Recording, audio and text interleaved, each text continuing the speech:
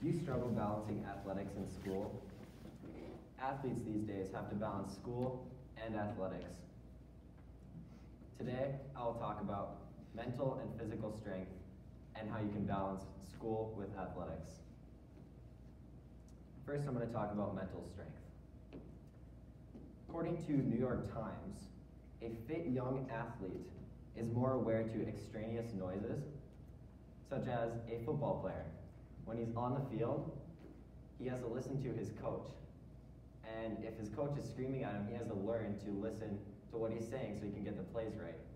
Well, it's similar to basketball. Basketball, he has to listen to his coach, and his coach has to tell him his plays, and if he gets the plays wrong, he's going to get taken out. That's what I did most of the time. But according to NCAA.org, 37,000 student athletes, 82% of their studies, considered positive coaching to influence their mental health. Now, I can relate to this. Mental health is a very strong study, and having a good coach, like all of my coaches, have helped me to have great mental health over the years. 1/3 experienced sleeping problems, and 1 in 10 felt sadness and depression. I quote, difficult to function. Now, last year, I struggled with that during basketball. Basketball was a tough situation for me. I wasn't necessarily getting the play time I wanted. I was putting in all the hours, all the time, as much time as I possibly could to be the best athlete as I wanted to be and as my coach wanted me to be, and it didn't pay off.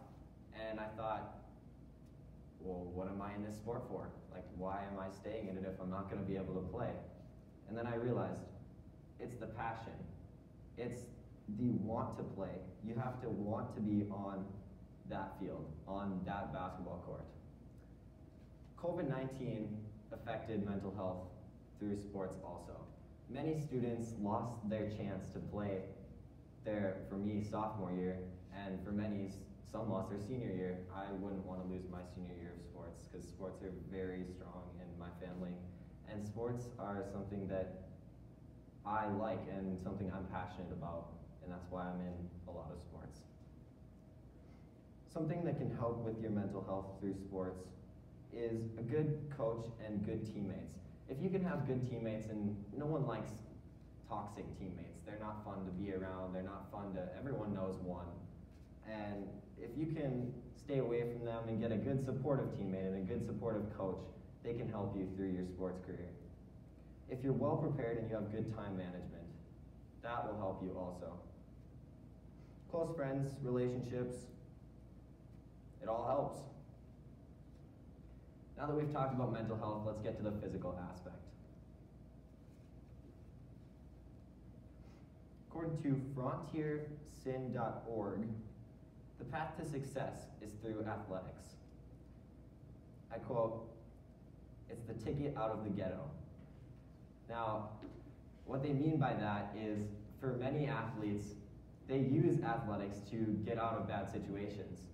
They use it to build their success, and they can also use it to be a better person, therefore they'll have more possibilities in the future. With the skills that you learn nutrition and hydration. Nutrition and hydration is something that you need to learn, and if you're in sports, you'll learn if you don't stay hydrated, you're not going to have a good practice, you're not going to have a good game, and you learn those skills that can help you in the future. You learn the science behind training. Now, before I was in sports, I didn't understand training, but there's a proper way to do it, and if you don't do it the proper way, you're not going to do it right, and it's not going to benefit you. And you also learn how to maintain muscle and how to build muscle the proper way, and that can help you in the future. It can also help you be a better person when you're older, like 70. You can still lift, you can still get stronger, you can still maintain your flexibility, and that'll all lead you to living a healthier lifestyle. Lastly, we'll talk about balancing athletics with school. according to fnu.edu, which is Florida State, I believe, in an article about balancing athletics and academics. They tell you a couple ways that you can do it properly. Number one, they say time management. I already went over time management. It's the number one thing. If you have good time management, you're gonna be successful. They taught me the Pomodoro technique, which is an hour of studying, and then after you're done with that hour, you take 25 minutes to do what you're passionate about. Whether it's sports or, as Eric talked about, video games. That's what I do a lot. I do sports, and I also like to swim. So when I go to pools in the summertime, it's the best time of my life because it's only one time a year. Number two, they said acknowledge your responsibilities. Now, you have to know what you want.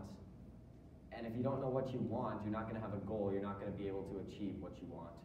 And for me, my goal this year was a 4.0. I ended up getting quarantined for 3.5 weeks, which I was negative all the time, so I don't know if it was necessarily like the best thing, but it influenced my grades. And I had to set a goal when I got back to change how I was going to do things. I had to set a goal to be the best academic scholar I could be. And number three, use your resources.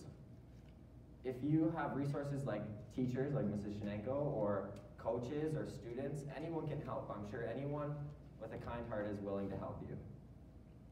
And number four, find a shoulder to lean on.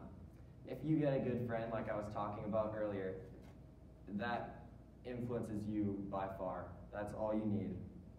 And downtime, number five. Find downtime, and that'll help you be happy overall. Today I talked about mental and physical health and how you can be strong and balance that with academics. Next time you struggle, remember these tips and the possibilities are endless.